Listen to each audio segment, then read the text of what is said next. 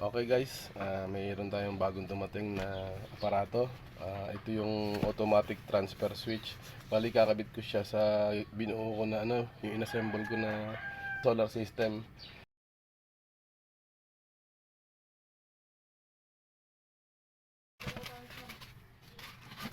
Ito siya.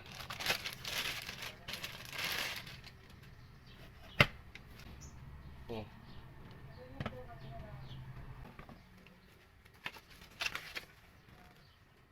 Chinese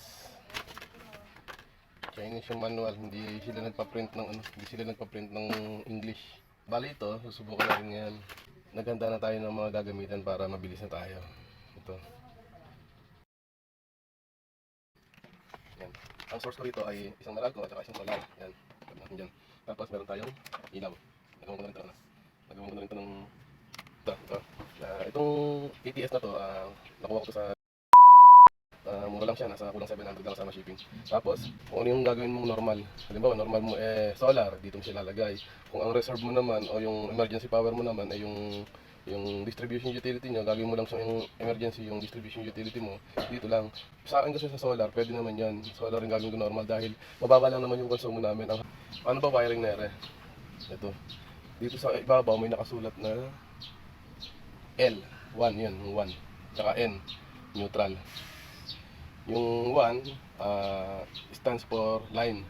Kung line to ground kayo, kung line to ground. Tapos yung N, yun nga yung ground, yung neutral. Ganon din sa kabila.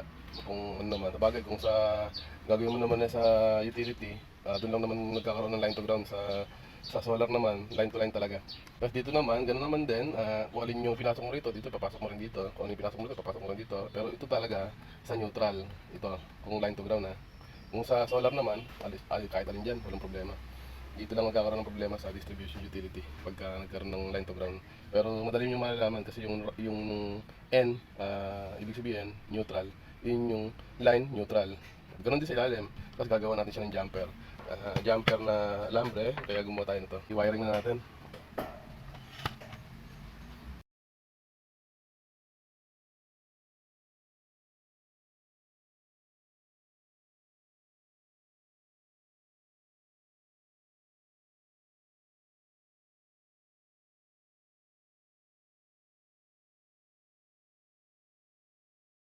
I-wiring tayo sa ilalim. Ito yung pinaka-jumper niya. Hindi naman kayo mawawala. Yung 2 sa 2, yung N sa N. Yun o. N. N. 2. 2. Yan. Hindi kayo mawawala dyan. Tapos dito naman,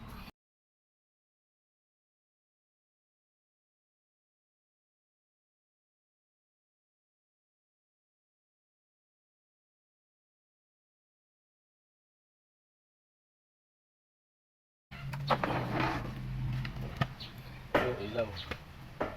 Breaker na lang. Kahit huwag na muna yung breaker para makita natin. Huwag na natin lagyan muna ng breaker.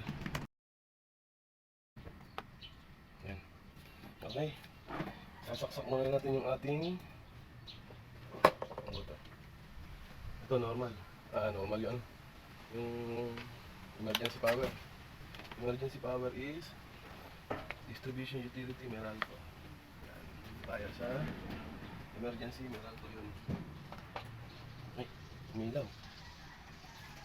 Dahil wala pa siyang wala pa siyang normal. Sige, kabit natin yung normal natin. Subukan natin. Pag kinabit natin yung normal natin, dapat ito lumipat. Yung knob niya. Ito. May kuryente na yan, yung mga open na yan. Mag-ingat lang. Pag sinaksak ko to, dapat lumipat na. Ito na yung solar power ko. Saksak ko. Yun. Yung sinaksak ko na yung solar ko, lumipat na siya. Kanina inuna ko kasi itong emergency power, kaya may ilaw kaagad. Ngayon tatanggalin ko itong solar. Tingnan natin kung lilipat ulit. Yun. Yan, nakameral ko ngayon yan. Mapapansin nyo, may ilaw rin dito. Pagka yung lumilipat. Yan, ano bang ilaw yan? Back up closing. Back up power. Back up closing, back up power. Ayun ang nakasulat sa kanya. Subukan nga natin ulit. Saksak ulit natin yung solar. Yun. Common closing. common power. Bali, pagka lumilipat din yung ilaw dito. Ito nabubuksan, ito naman mamatay. Ito naman, yung ano na yan, yung dalawa na yan, automatic at manual.